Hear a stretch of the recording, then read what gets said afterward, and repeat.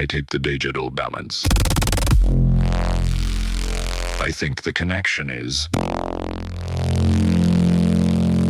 Yes, we are connected. Start the broadcast now. Good evening. The Digital Madman. Broadcasting. From behind the curtain, millions in taxpayer money moved through a government health agency to a foreign lab. The findings that were supposed to prove it landed with a thud. The official who released them is gone now. The documents that did not show what she said they showed are still public record. All declassified, all disputed, all on her last day. Let's begin.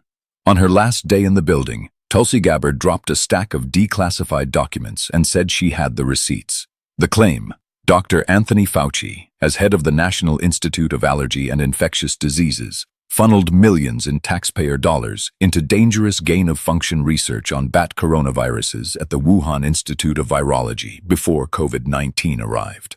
Her official statement said Fauci and others covered up their own wrongdoing and abuses of power, manipulated intelligence, lied to Congress, and undermined a duly elected president by restricting his access to vital facts needed to keep the country safe. She posted on the same day, "I'm releasing never-before-seen communications and documents exposing how Dr. Fauci provided millions in U.S. taxpayer dollars to fund dangerous gain-of-function research at the Wuhan lab." A final day document dump, time to the minute. On the same release, Gabbard said she had located evidence of U.S. government funding for more than 120 biolabs in over 30 countries, including labs in Ukraine, which she said may be at risk of compromise given the ongoing war. She also referred allegations from multiple intelligence community whistleblowers, officials who reportedly faced retaliation for challenging the IC's handling of COVID origins intelligence, to the intelligence community's Inspector General. Whether the Inspector General has verified any of those accounts, the record does not say. So what did the documents actually show? CNN and Lawfare both went through the release independently after it dropped. What they found was narrower than the headline. Fauci attended a February 2020 expert meeting about what data would be needed to assess the virus's origins. He received an intelligence briefing on COVID origins in June 2021. He recommended scientists the intelligence community might consult. That is the documented record, not steering an assessment, not directing a cover-up, participation in meetings, recommendations of names. One document drew the most attention. A March 2026 forward of a 2020 email thread carried an editorial notation, written by someone, the record does not name who, stating, "The IC took directions straight from NIH." That line is the one Gabbard's framing leans on hardest. The problem is the thread underneath it. Independent analysts who read the actual thread found analysts asking for evidence, weighing competing technical interpretations, consulting outside experts, and explicitly warning against building an intelligence assessment on a single thin report. The thread shows the diligent version of the process. The notation on top of it makes a claim the thread itself does not support. That is the gap. Not whether gain-of-function research happened, not whether U.S. money went to Wuhan. Those remain live, contested, documented questions with their own evidentiary records. The gap here is between what Gabbard said the documents proved and what the documents, read in full, actually show. She held the classified file for months. She released it on her last day, with a statement that went further than the underlying record. We are not in a position to say the documents are irrelevant. They are not. An intelligence official's participation in a meeting, his role in recommending consultants, the existence of an IC briefing on origins, these are part of the public record now, and they belong there. The question is whether Gabbard's summary of that record holds up. Two independent analyses say it doesn't, and the texts themselves are now available for anyone to read. We also can't say the whistleblower referrals are fabricated. We don't know. The Inspector General received them. What happens next is the actual test. Referrals are not findings. The referral is the beginning of the process, not the conclusion.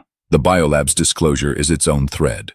120 labs, 30-plus countries, Ukraine flagged specifically. That information came from IC Holdings, per Gabbard, and it was classified until she released it. The risk assessment attached to it, that the Ukraine labs may be at risk of compromise, is hers.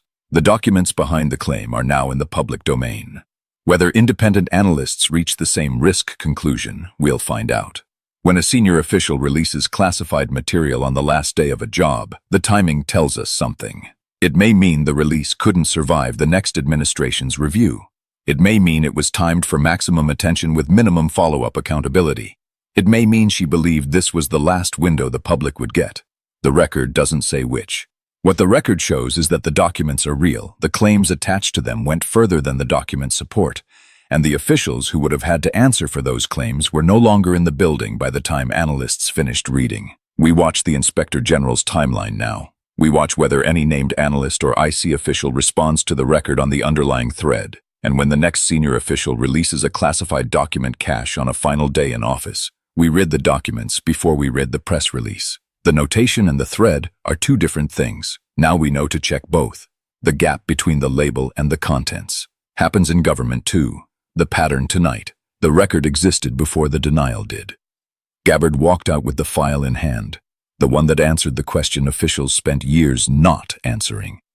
The gap stays open, not because the documents are missing, because nobody was required to pull them. Next time a senior official exits with a classified cache, we read the thread before we read the notation. The record was always there. We just needed someone to carry it out the door. All of it on the record. None of it volunteered.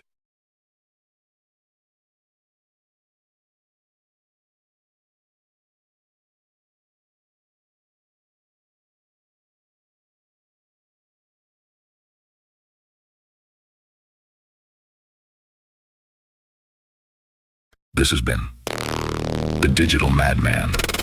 If you enjoyed this, please share it, subscribe, and smash the like button so we can get the algorithm to pick it up. Thank you, and I will speak with you next time.